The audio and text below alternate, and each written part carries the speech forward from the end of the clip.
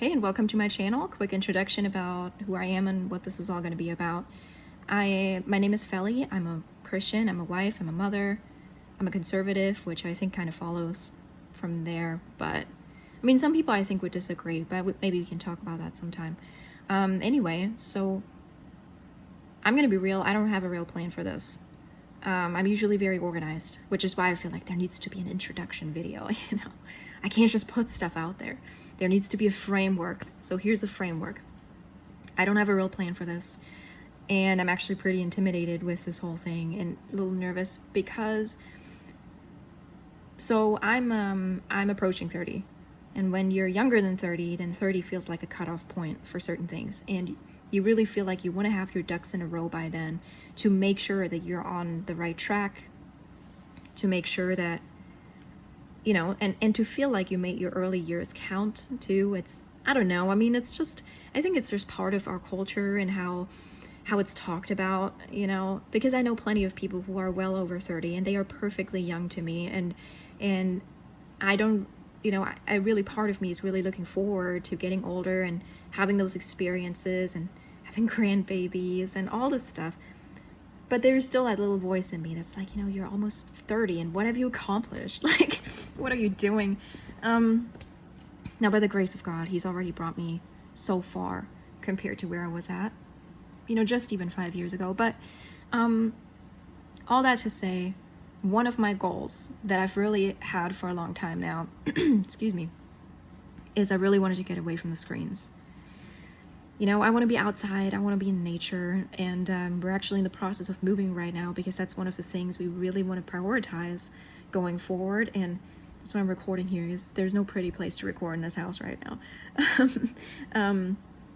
We're about like 5 days away from moving.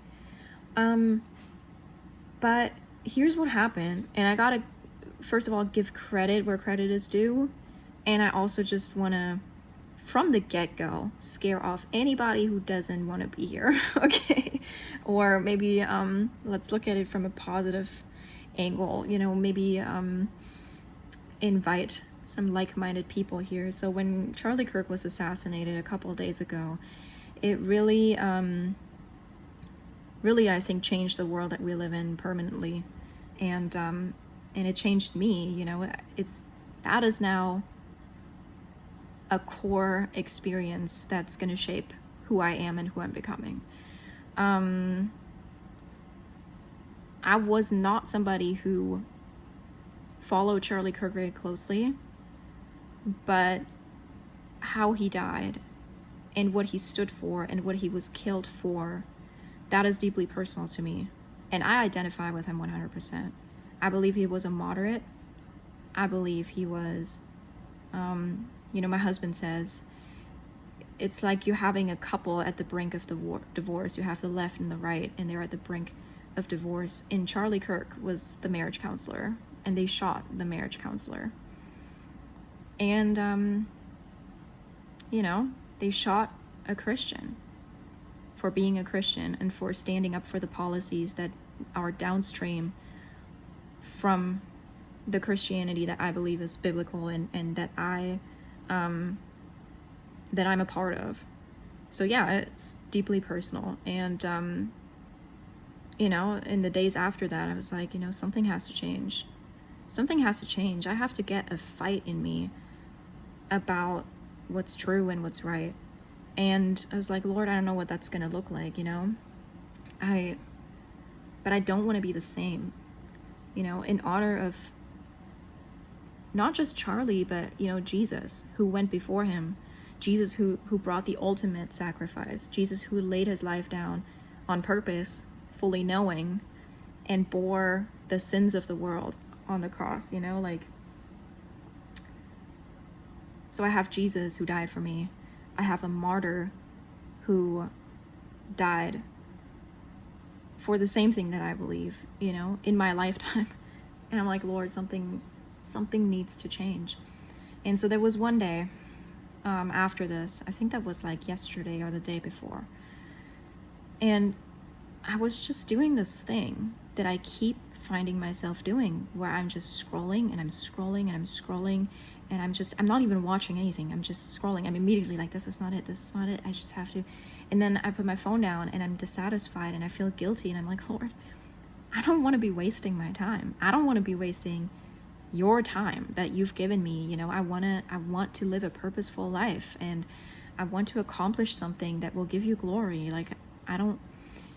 So what is this? You know, I'm like, Lord, what is the root of this? Because I can address the root of why I keep having that urge, but then I never get anything out of it, you know.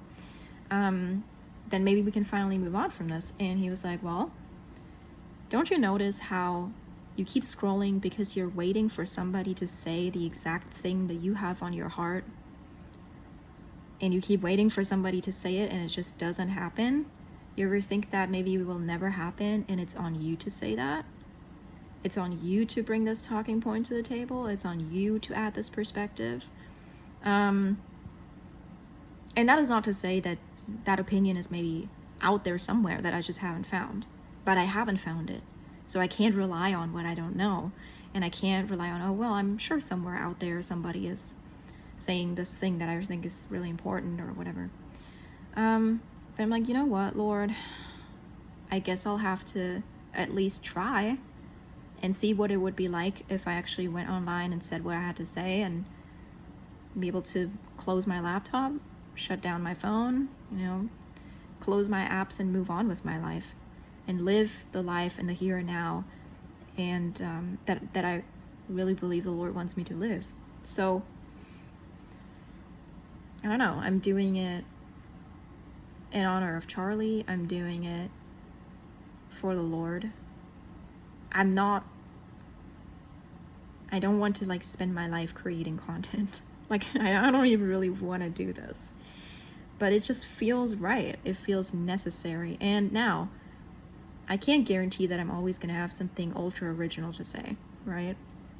But my heart really is, I don't want to be in an echo chamber just repeating what other people have said, you know, just getting influenced and then parroting whatever I just absorbed, and in a much less eloquent way. And I mean, I do tend to think a lot of the times, I'm like, I wish somebody could say this. I wish somebody else had this on their heart, because I know people who are like really smart. I know people who are really eloquent. I know people who can quote so much scripture and scholarship just off the top of their heads. You know, I know some people that are actually intelligent. But, you know, I don't know. I don't want to wait around for somebody else to do the work. Even though I want to defer, I want somebody else to say what needs to be said, I don't always feel like I have to add my 2 cents, you know? But I don't know. I guess I don't have a right to tell the Lord no on this. That's the bottom line. You know, Moses argued with God when God called him to do a certain job that was a big ticket item and very high stakes and high risk and all those things, right? And Moses argued with Jesus, with God, and God let him go along a little bit, and he kept assuring him, but there came a certain point where God said, who made man's mouth? I have a right to command you to do this. Don't tell me what you can or cannot do. Don't tell me what you're eloquent enough for or not. Don't tell me about your stutter. Like, listen, you need to stay in your lane. I'm calling you to a certain thing, and like, are you going to obey or are you not going to obey? What are we having this conversation for if you're not going to do the thing? And so I don't want to be that person that argues with God to the point where he's just frustrated, you know, and just the frustrated dad energy that Jesus sometimes has comes out.